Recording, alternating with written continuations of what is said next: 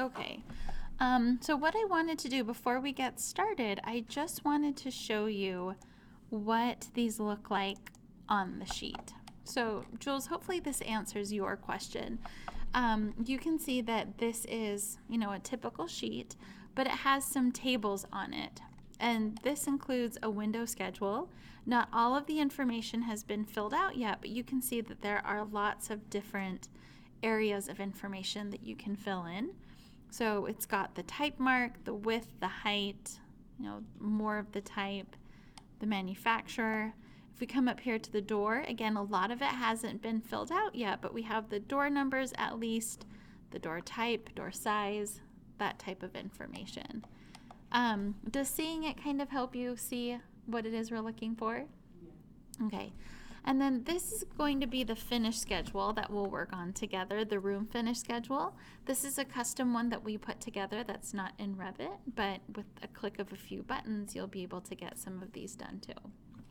So right now, if you guys look at your file, you will have legends and sheets, but I don't think you'll have schedules because they haven't been created yet.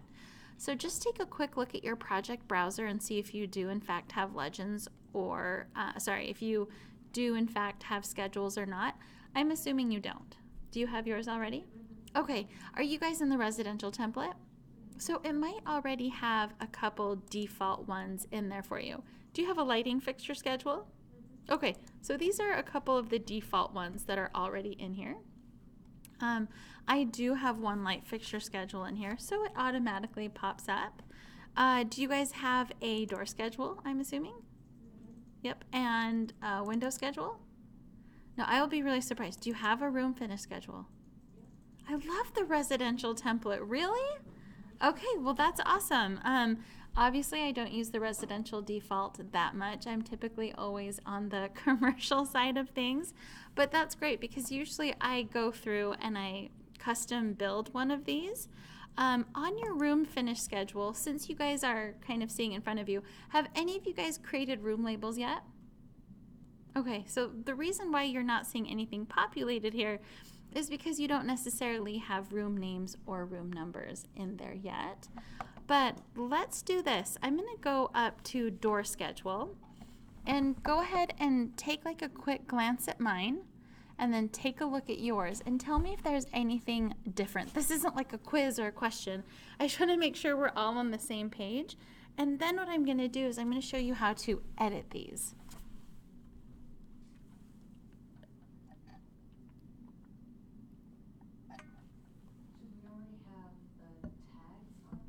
Not necessarily, because you may not have put in your door tags yet.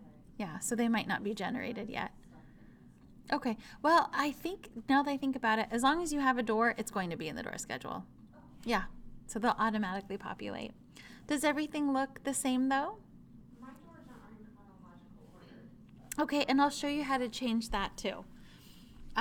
So we'll go over that. Let me start with the door schedule then. Now remember, we're all working on slightly different projects, so I will do my best to kind of walk you guys through exactly what to do. But again, yours will be slightly different just because we are working in different plans. First, I'm going to come to my first floor, and I am going to find door number 1, which is this one right here. And the reason why I wanted to find it is because I want you guys to see that door number 1 and door number 1 on the schedule correspond to one another. So this is really hard for me to read. Hopefully you guys can see it. But it's door type number 34, which really doesn't mean anything right now. And it's a 36 by 84. Does everybody see that? Okay. If I go back to my first floor and I grab door 1, let's say that I couldn't clear 84 inches. If I change it to 36 by 80, it will automatically change in the schedule. So let me come back here. Do you see how now it's 36 by 80? Okay, I'm going to try one other thing. I actually haven't done this before, but I'm really curious.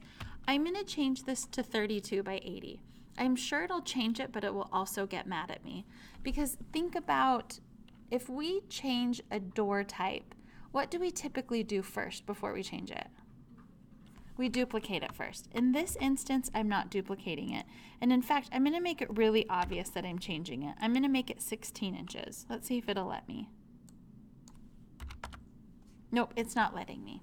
And I think the reason why is it wants to preserve it in the door type schedule. There are other things that I have seen Revit allow you to change in the schedule, and it gives you a warning. It basically says, okay, if I change this door or this element here, it's going to change all of them. Okay, so it didn't let me do it there. And in fact, what I'm thinking is that in previous versions, it did let us change it here. And now it's like, nope, I'm ignoring you. Move on. So it does update the 36 by 80.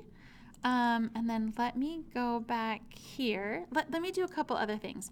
So in the schedule, if I right click on this, let me see if I can do it here. Yeah, so it took me a minute to get here, but because depending on how and where you click on it, it just highlights it. But I can also right click, and do you see where it says delete row?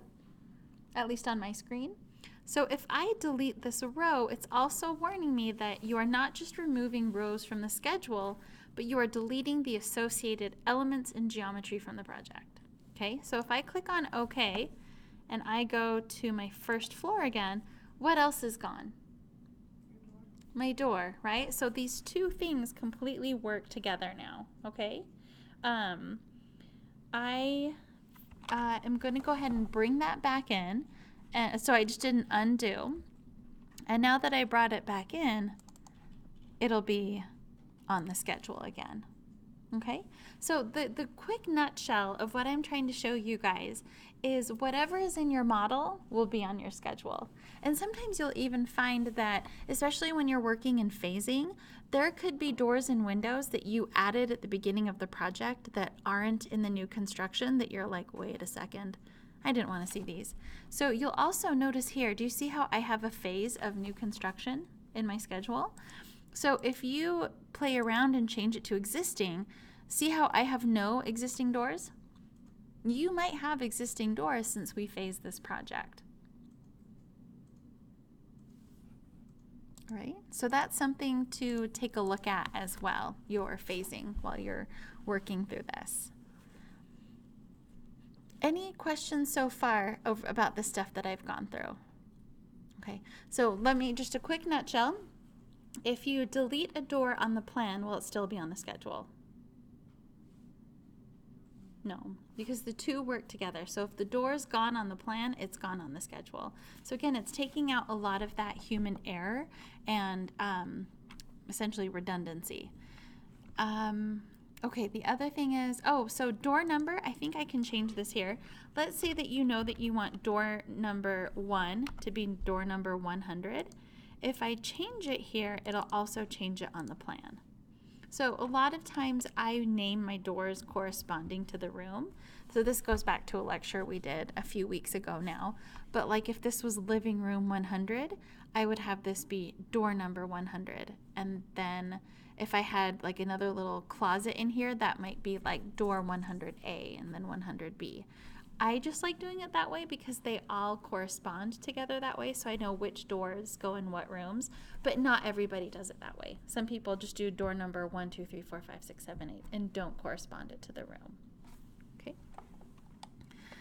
So that is a quick overview on how schedules work.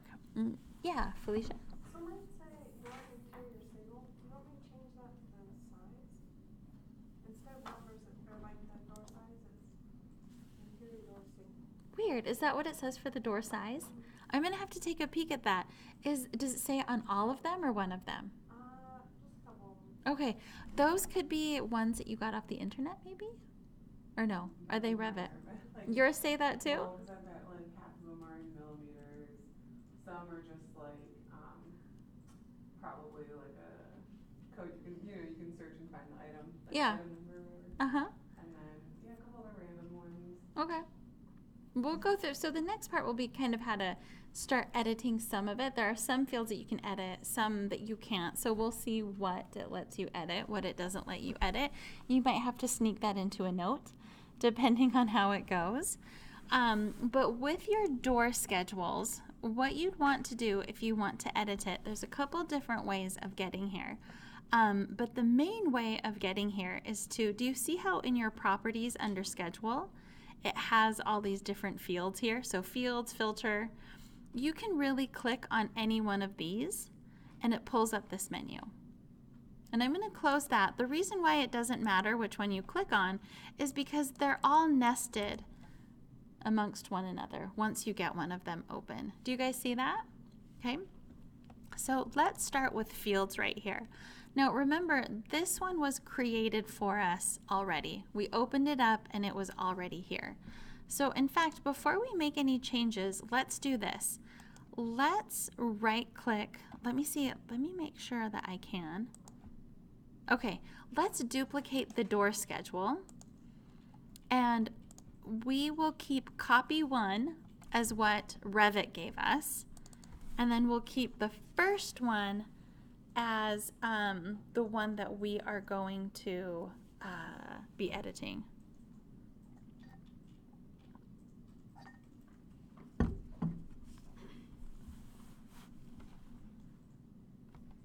Did everybody make a copy okay? All right. So now under door schedule, go ahead and bring back up any one of those fields again. And we're actually going to start with fields. So looking through this, I don't necessarily need door type. And I can come here and I can take so I think it shows you in order of how they're here. So see how it's mark and then it's type mark? I'm going to take the type mark and send it back over. Okay. Let's say I also don't know the manufacturers. Like I'm just going to make it an open specification and just show people like the size and things like that, and then they can add it later. So I'm going to send this back over too. Okay. And then let's say that we don't want to do fire rating. We can also send that back as well. And just for fun, if you come over here on available fields, this is everything that's available or potentially available with the door. You can add, let's add level.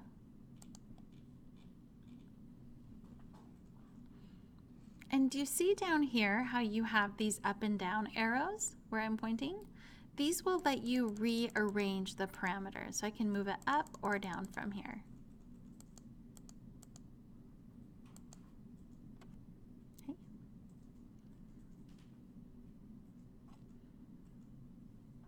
And then after that, go ahead and hit OK. And now I've got my door number, the level that it's on, the door size, and then all of this information here.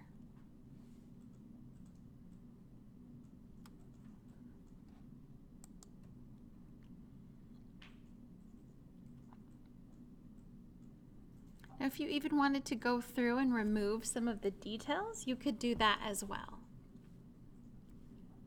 So really, for your door schedule, what I'm looking for is the correct formatted door number, so your door should at least be in order, and the door size.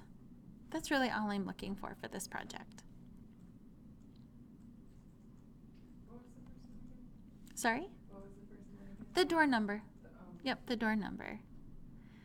And Valerie, you said that yours weren't quite in order, right? You know what? They are in order. They're just, it goes 2, 3, 5, 6. Like Okay. 6 numbers. Yep, so sometimes you'll have a door and then add another one and then delete the previous one. Oh, okay. So that's what sometimes happens. But if let's say that it was in the wrong order, you could click on sorting and grouping. And do you see how you can sort, like by default, it should be sort by mark and then ascending. So that's just something you have to kind of go through and organize. How do you name your doors? Like to give them specific numbers? You can, I think the best place to do it is you can do it right here in the schedule, but it's hard to see what room they're in. So I would actually go to the plan and you just click on it. So I don't have numbers that pop up on mine. Do you have a tag on here yet? No, Okay, so just going back to annotation, you would just go to annotate, and you could go you could do tag by category or tag all. Either one of those. So TG just does it one at a time. And these will be redundant because I already have one there. See how another one's coming up. So don't forget, turn off leader, especially if you don't need it. And then the other one is tag all, and I can just come here and click on door tags. And there is a longer lecture on that if you want to go back and watch it.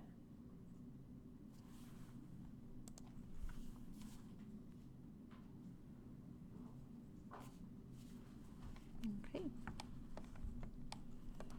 So that is how we do our basic door schedule. And after this, you might be wondering, okay, how do we get it onto a sheet? If you're working in the template, I bet you already have a sheet that it's on, right? So on mine, it was on A15. That might be taken onto the same thing.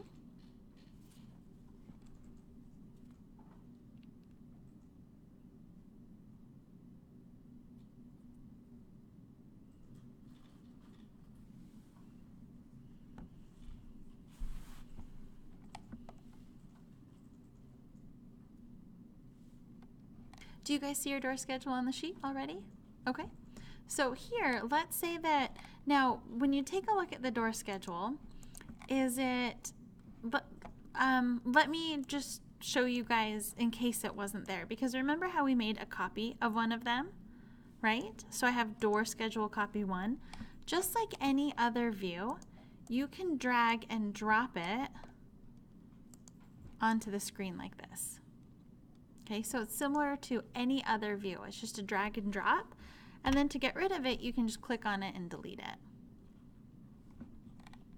Now, one thing that kind of drives me crazy, I'm going to go back to door schedule. So the preview that you see here, see how I can make them really tight to one another?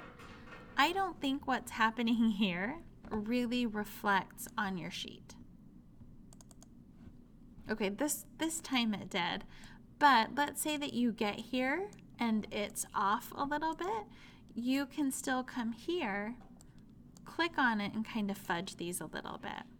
So make sure, for example, like on your windows or anything, make sure that it's not like this, where it's a whole bunch of words crammed into a tiny space. Go ahead and grab that column and extend it so everything fits nicely, especially if you have this much room on your sheet. Jules? Do you want any other plans or anything like that visible with schedules, or is that its own sheet? It's its own sheet, so it's the I600. So it'll go on its own sheet. All right, any questions about the door schedule? No? All right, so you guys already have a window schedule, and really it's just a matter of going through and editing it once you have all of your windows placed. And by editing it, I just mean take a look at the marks that are already there, and just make sure that they are in a consecutive order is what I would say. Like right now I have 66, 69, 70. And again, just like I told Valerie, this is best done on the floor plan. So there's 69 and 69. And the reason why they have the same number over and over again is that typically windows are designated by letters. So you would say that this is window type A. And all of the window type A's would have an elevation listed somewhere where somebody could see, like even on the exterior elevation, they could see what window A looked like. And then maybe this would be B. And so every window that's the same would also be named B. It's something that I haven't looked into, but I've always been really curious because we do this with windows, but not necessarily with doors. So we can have, 10 of the same doors, they all get unique numbers, but with windows, we typically use that one moniker designation. Okay? Now, I had someone last semester ask me, you know, what if I ever wanted to give these their own name? And part of it went into editing the family of the window tag so that they would essentially get their own window tag. So that's why for this project, and it's really a CAD standard just to keep them all the same, you know, because what you'd have to do is you would have to take every window, save it as a new type, even though it's the exact same thing, and then they could be separate from one another. So when you would duplicate it, it would be like A, and then you duplicate it and call it B, and then you duplicate it and call it C. So you're editing that family, even though it's the exact same thing. You're just editing it so it gets its own letter, in case you start working in an office that wants to do it that way. Okay, let me hop back to our schedule sheet. I forgot how nice these schedules are laid out in the residential side of things. Okay, and then the last thing would be the finish schedule. And we'll make a little change to this, but basically here, after you have your rooms in, you can go through, and you can't edit them in here. You actually have to add in all of the information on the actual schedule. Let me go back here. So for example, under floor, you could keep it really basic. Like you could write wood, whoops. Oh my gosh. So wood and then oak. And then after you have it one place, similar to like Microsoft Excel, you can click and drag it from a pull-down menu. So once you get a couple of them in there, there might be a couple that you pick from. Under base, you might be able to put painted MDF. I'm just making stuff up. And then wall finish, that's where you could go through and put, you know, painted chipboard, tile, whatever you want to write. And to be completely honest, sometimes people even write things like to be determined, coordinate with owner. Sometimes things like that come up too, where people don't quite know yet. One thing that I sometimes do is, let me see if it will, I'm going to come here. I'm going to show you one other thing that you can do, because sometimes on your wall finish, each wall might be different. For example, look in this wall. Like one of the first things we did in this class when we were talking about creating the walls was all of the different wall types. Like we've got brick, we've got siding and brick and chipboard, we've got an acoustic separation wall, we've got all sorts of stuff. Let's do this. In our room finish schedule, I'm going to show you guys how to add a custom wall parameter. So you could do like wall north, wall south, wall east, wall west. Does that make sense? So that way, if you wanted to designate each wall separately, you could. So we would go back to the properties. So let's go back to fields.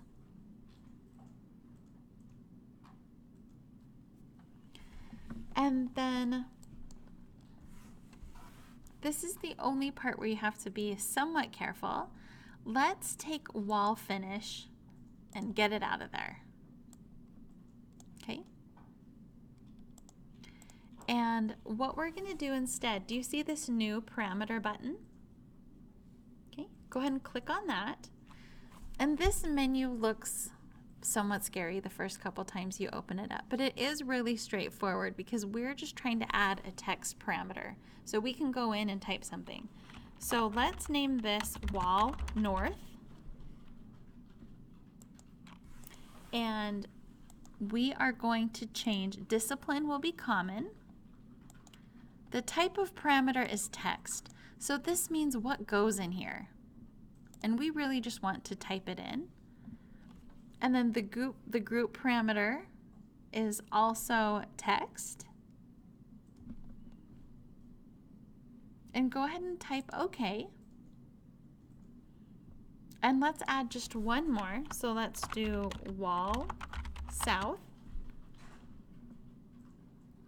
And remember, type of parameter is the only thing we're changing. We're changing that to text. And everything can stay the same. and then click on OK. And let's move them up a little bit so that comments are always last.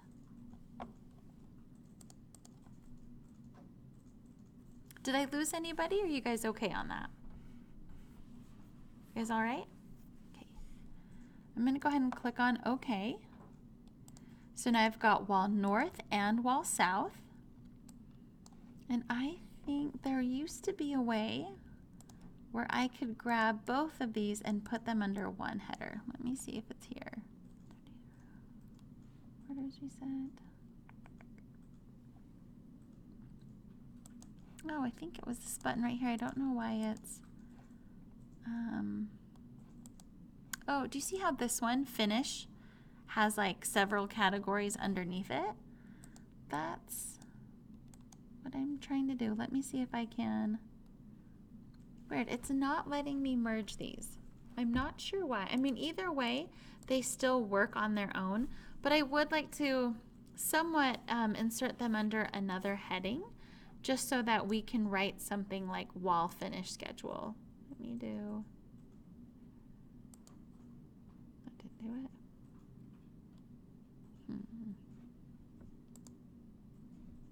I'll keep looking for it.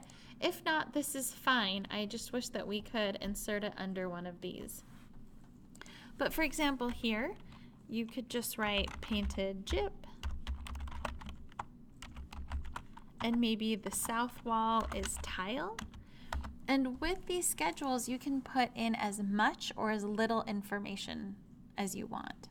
So you could even just write paint, tile, or you could write tile by Contempo tile and put like a manufacturer number or something like that.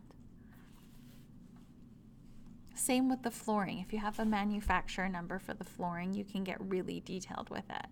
I worked for an interior designer, and I'd never seen this done before, so I don't know if this is a common thing, but she actually made a carpet schedule, and then she made a tile schedule, and then she had a wall finish schedule. She had them all in different schedules. And so for me, it was kind of hard because you were looking all over the place trying to figure out where stuff was. But I can say that I have seen people do it that way before. I like just to keep everything there. I know it gets a little bit bulky, but then the contractor, whoever is working on it, can find one room and all of the information straight across. Like I said, it could get kind of big and bulky, but that was another way that I've seen it, just to let you guys know. Okay. Yeah. Like how to group them. Yeah, how did you do it? So just don't highlight the whole column, just the cell. Oh, okay. And then at the top ribbon, there's the group or ungroup. So I think it's do wall north and wall south. Like if you highlight those two. Yep. And then at the top ribbon, it's group. Oh, yeah. Okay. I wasn't even looking for that one. Let me see. That's so weird. So it won't let me do it if I highlight the whole column. Okay, so Jules just pointed out to me, I'm used to highlighting the whole column and being able to group them. But Jules pointed out if you just go side by side, maybe, oh no, side by side on the header, you can group them. Thank you. And then I'm going to call this header wall finishes. And let me show you guys that one more time. Let's see if it'll let me. Okay, so I'm going to show it to you guys one more time. So again, grab just the heading of your columns, so not the information down here. And when just the headings are selected, you should be able to click on group or ungroup, depending on how it's going. And now you can rename this whatever you'd like.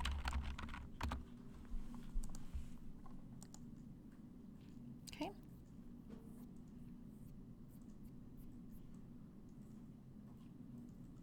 And just like I showed you before, if there's another random finish you want to put on here, you can, or another category. I can't think of anything right now.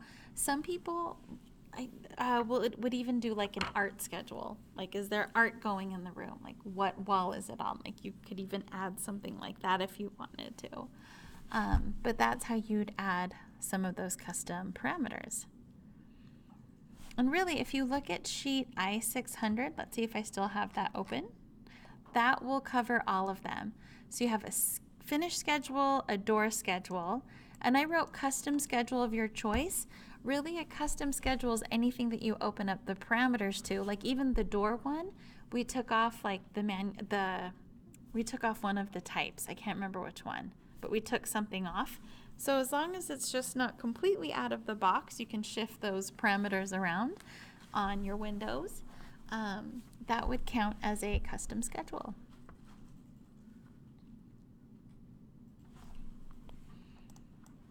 Any questions on that? No? Don't forget to rename your sheets as I have them here. I know it's by default on another sheet, so you can either take that sheet and rename it, or at least remove the schedules from there and then drag and drop it onto the sheet that you'll be actually using. Okay. All right. I'm going to give you guys a couple other maybe pointers for the final project. If you guys don't mind, it's things that we've already gone over before, but let me go ahead and point them out again.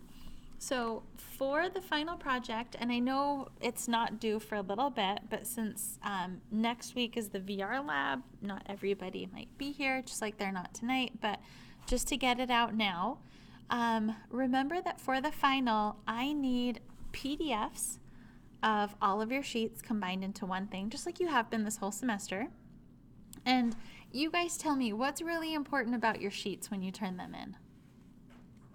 Yes, the size and scale of the sheet. So if you have made a 24 by 36, please turn in and print them on a 24 by 36. Don't scale them down to an 11 by 17. And you can find that by, when you go to your sheets, any one of them, you go to File, Print Setup, or even Print. Either one will get you there. But under your setup, this first thing under paper, make sure it's set to whatever your sheet is. Okay? I always think that that's really important. So turn in your sheets to scale and combined, and then don't forget your Revit file as well. Having your Revit file really helps me because there's a few parameters that I actually have to open the file and check. Like for example, when I'm looking at levels, or let's say that you turned in your PDF and it's looking a little bit crazy, I can actually open up your file and see if you've created your sheets correctly at least, if those were laid out for whatever reason, if they came in wrong, I can at least verify them there. And then the other thing that I would recommend to everybody is that a lot of times when I go to kind of redline or mark up people's final projects, I find mistakes that people probably could have caught if maybe you printed out a PDF or even a physical copy and just mark through it yourself. So I would say maybe print something out and just take a look at it and make sure that you don't find anything that takes away from the professional quality of your work. That's really what we're looking for. Honestly, at the end of the day, these don't necessarily look like student projects. They look like professional projects. And so by being thorough with all of your plans, you will be able to make your project that much stronger. Okay, so don't forget that once you're done, I wanted to go over these plans one more time with you guys. So you have plans that include existing, demolition, and new. That's nothing new. But don't forget that I would like a new construction demolition plan. Please include a plan that shows all walls and openings, room names, and dimensions. So turn off all other annotation and furniture. Plumbing fixtures and millwork may stay on this plan. The reason why I'm saying that is that now that you've dimensioned, you see how messy dimensions get. It's just the nature of dimensions. Maybe you learned this when you did your AutoCAD class or even hand drafting. And so for that reason, I want your dimensions to go on completely separate plans so that they're not on top of your nice furniture layouts. They're not on top of your notes. Those things really tend to start competing with one another, okay? So please keep those separate. And if you need to review our dimension lecture, if you want to go over some of the dimensioning parameters again too. Right. I think that's one thing that sometimes gets a little messy. Sometimes last second people remember, oh, I need to dimension, and they accidentally throw it on their plan and it might be incomplete. So don't forget, it goes on a completely separate plan, and with everything, just be thorough about it. At the beginning of the final, even I know that was like a month ago, but it seems like it was much longer ago than that. I just suggested that everybody create your sheets at the beginning, maybe even print out this sheet. I'm a checklist kind of person. I love checking stuff off or even writing little notes like, okay, I-400. Even if it's a blank sheet, maybe write yourself a note. This is what needs to get done on this sheet. And then, like I said, before you hit send on that, because remember, anytime before Friday the 2nd, you can turn it in. Before you turn it in, and please don't turn it in 7 times. There's always somebody in the semester that turns it in, and 3 minutes later, oh, I forgot this. And then 7 minutes later, oh, but then there was this one thing. And then like 2 hours later, I totally forgot this part. Don't do that to me. I will always get the latest and greatest when I grade. Okay, so at midnight, whatever's latest and greatest is what I will grade. But before you turn in 7 copies and drive yourself crazy, print off a PDF and just, look through it, have a buddy look at it, and try to find those little things. Dining room, always, every semester it comes out dining room. Look out for stuff like that. Make sure you didn't miss a room label. Make sure you didn't turn off an entire category using VV and then forget to turn it on. Those are like the things that I just mentioned, those are like my top finals, oh crap moments. Don't let those happen to you. Okay? And if something comes up, like if something is really major, I don't know what, but if something is really major, just know that I will not be like, goodbye, you are done, good luck. I will reach out to you, but you just need to get back to me really, really, really quickly. Okay? All right. So with that, I'm going to go ahead and stop this lecture.